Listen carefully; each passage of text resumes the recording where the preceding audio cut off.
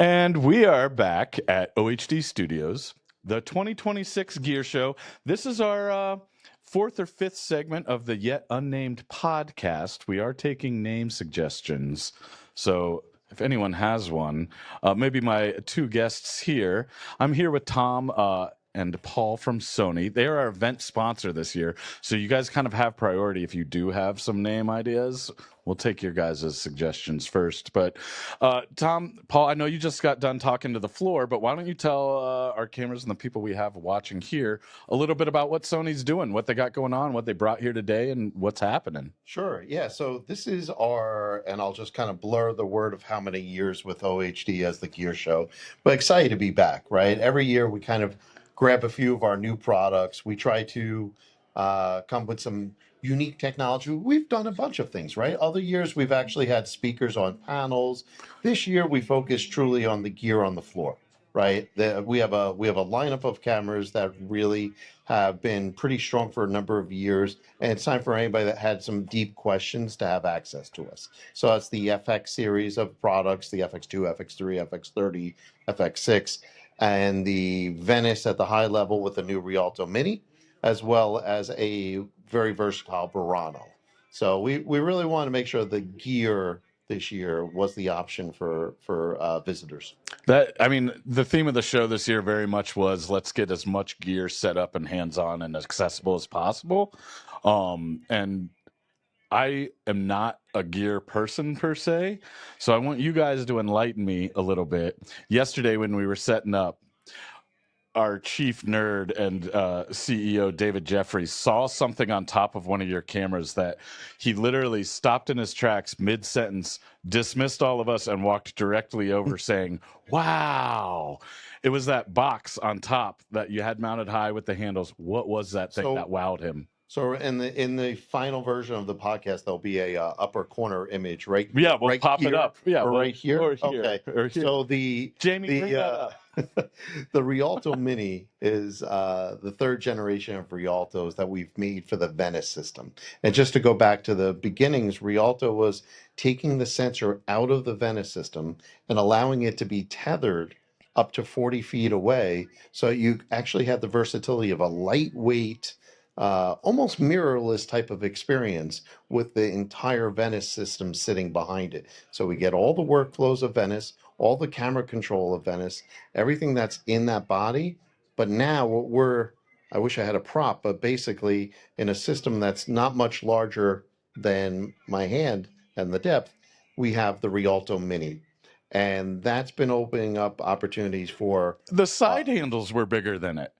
Okay, you know what I mean? Like it was so tiny. So our build was a little unique this time. So we didn't bring a proper tripod plate for it. So the team at OHD here, I said, "Do you have like of a magic arm or something with a quick release?" We came up with this fantastic little arm that had a 15 mil, and all we keep doing is just popping it right off, and it's sitting on top of the camera as you described. It's literally sitting where the lens would be here. Instead, there's a lens here. Looks odd and fun at the same time. That wowed David to the point where he was like, "I want to go play with that," you know. And we have, those are so. What other technologies or things or trends toward what things is Sony seeing? Trends in technology, I guess. Like, where is the market going? Like, I see a lot of FX3s going out and the people buying them, people renting them, people using multicam shoots. I know FX6 is a very popular camera for us, but what other things are you guys excited about or that you have here that are kind of in line with other emerging technologies or anything like that? Yeah, so I think what we were really faced with was we have a number of products we just named that are not available for all markets. And that's where Tom spends a lot more time with our FX series. And there's a certain feature set. I don't know. I mean, would you say maybe things like the variable ND start to attract new audiences? Sure. Or variable ND and our autofocus system just keeps getting better and better, where it was originally a face or eye detection. Now we have separate AI processors that are handling those functions of focus, freeing up the processor for things like image quality. And with this separate AI processor, we're not just doing face or eye, but the entire human structure. So as you Or have if you talent, wave your fingers around or well, it's move, it's all the different body parts. Think of like a stick figure, head to toe with shin bones and thigh bones and everything else. So somebody doesn't have to be looking directly at the camera for the camera to lock on to a face or an eye. It could do your shoulder, your back. And then because it knows where all those things are, as you do turn around, it's already putting the focus on where the eye's going to be before you even finish turning around. Man, I can already see the advantages of that, especially on like more of the like narrative cinema end, where it's not just a talking head right to the camera the whole time, where there is action and movement. To be able to follow that with the structure of that follow Absolutely. focus seems like it would be real easy, especially for people that aren't as tech savvy like me. Yeah. Any help we can get improving those aspects of filmmaking or video creation or whatever is like more Absolutely. the better. And it's just gonna keep getting better and better. Like where are cameras going to be 20 years from now? Yeah. Even in lower lighting environments, this is even prior to this full human recognition. I've witnessed environments where, to our eyes, I don't know there's a person sitting in the shadows, and the camera's putting a box around their face. the camera can see it and because knows. it's using phase detection, autofocus as the primary. So there's elements built into the image sensor that cover typically around 90 to 95% of the sensor itself. So you're just, except for the edges on the outside. And then there's different modes. You can switch from it being this human recognition face eye to touching an object that doesn't have a face or an eye and having that object get tracked across the frame. Cool. So if when your original question, around where's the market going, you're seeing the Yeah. FX3, FX2, FX9 super busy. We are as well, right? But what's unique about a number of these features is while we love our alpha cameras, we love our alpha cameras and the development they do. These are actually borrowing the features from those cameras and bringing them to a market that we know basically needed to use these because things have evolved to either a solo operator or low light environments or all these different things. Yeah. So it's fantastic that we're actually able to lean into other areas of our products and take pieces of them, still respect their origins, but then play some of those features into the new generational style of shooting. Really fantastic. Yeah, absolutely. That sounds, I mean, awesome. You can take, you have pros and cons to every piece of equipment. So if you just kind of stack as many pros as you possible into there from all your line of gear, I mean, that's the way to do it. It was like a dream come true for me because years ago it wasn't like that. And I'd say, what if we just took this feature from this camera and put it with this? It would be like the biggest, most amazing camera. And the one that we've done that the most with is the Burano. Yeah. So here's the Burano, a high-end cinema camera that has the ability to do fast hybrid autofocus, that has electronic variable ND, which in and of itself is a game changer, Yeah. and has dual base ISO. So all these things, proxy video, it's just like the list is endless on what's in a Burano camera. And I think a lot of it is like our best kept secret. Well, the next Not anymore. I was going to ask what's the secret, but like, Firmware. Firmware. Yeah. Keep enhancing what we do really well and give what people are asking for into their existing camera. We've been really focused with some of the firmwares reaching 6.0, right? So it's enhancing existing investments. I feel like that mentality can be kind of condensed into how easily accessible and usable all Sony menus are. It's the same kind of concept of like, make it easy and combining all those aspects from some of those cameras into like giving the Burano all those features.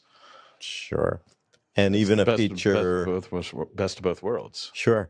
A feature we call the Big Six, which became very popular, I think, initially with our F5 and F55 cameras, kept it for Venice, but then little by little, Burano, now through firmware, we're adding big 6 buttons to FX6 and FX3.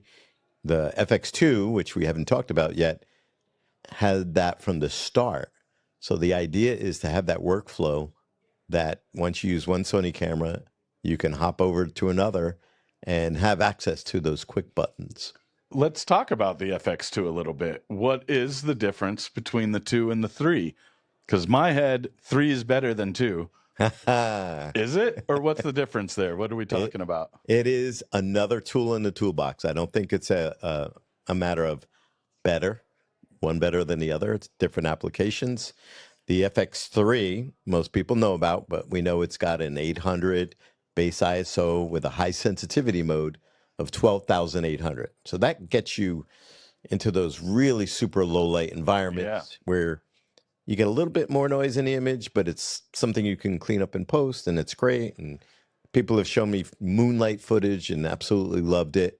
So it's got its place. It's got high frame rate of 240 and 120 and 4K. But where the FX2 is going to be different is it's a higher resolution image sensor. So we're looking at 33 total pixels versus 12. Right. So with that, there's going to be advantages and disadvantages. That's why I say it's not one better than the other. It's just different. Depends what you're shooting. Right. So at 33 megapixels, we're scanning every pixel. You're not going to get 240 in HD or 120 in 4K. You'll get a 60p max in 4K and a 120 in HD. But what you do get is you get all that color, all that resolution. So we're doing an oversampling into our 4K, into our HD, and then add a true dual base ISO onto that fits much closer into Venice and Burano, where they're 800 and 3200. The FX2 is 800 and 4000. So it's right there. Not a high sensitivity mode where it's 12,800 that if I have to go above 800, that I'm going to then have a mismatch in dynamic range or signal to noise. So, can I ask, are we allowed to talk about sort of the industry trend and the difficulty sometimes is in developing these things? Absolutely. Can anything be on the format here? Anything works? The podcast is titled No Holds Barred Excellent. Podcast. So when you see this camera, the FX2, it is really interesting because there's an eyepiece there. And the amount of debate over an eyepiece is amazing. So think about our handheld cameras. We've come to operate front of body. There's an LCD screen. Maybe there's a bigger LCD screen. Gone is like the trumpet video camera where you had like the and the eyepiece was right up against you. That's 90s, right? Although it's coming back, right? So now we look at it, and this has an eyepiece. And I'm not sure anybody asked for it. They didn't necessarily ask for it, but then now that it's there, we get, oh, I don't know how I'm going to use that. You put it to your body and you see the high brighter image so you could actually shoot outdoors, or you have that point of contact, you fall in love with it. And it's one of those things like certain electronics came into our lives in the last, 20, 30 years. We never thought we needed it. It was created. You're like, oh my goodness, I can now not part with my sidearm. Like, this is my thing. Yeah. And this is one of those devices. You think that, oh my goodness, we were so destructive to what everybody thought we designed as a camera. Put it in there, and it's just completely changing people's view of these compact mirrorless cameras. It's amazing how something like that can change the entire view of the market, but it's absolutely true because it comes down to a lot of these people are researching cameras they personally like to use, especially if they're looking to buy it. And I personally miss the days of the old 90s, putting your eye up there to the camera, and it gives you a more intimate feel with what you're shooting, right? And then gets you closer to the device too. And I'm sure you could still hook up a monitor to it if you wanted. So Absolutely. Absolutely. guys, it was awesome talking to you today. I would encourage everybody, if you are still around, to come talk to Tom and Paul up at Sony over at our booth in Studio A there. And, look forward to that FX2. I think that's going to be a cool thing coming up. It was awesome to talk to you. I wish I was a techier guy so I could have nerded out more, but I actually learned a couple things today. So Awesome. appreciate it, guys. Thank Yeah, you. appreciate you too. Yes. Thanks for the Thanks time. for having us. Awesome. And if anyone's still watching, go get some food at the food truck. They're awesome burritos. And the breakfast burger was pretty baller, too.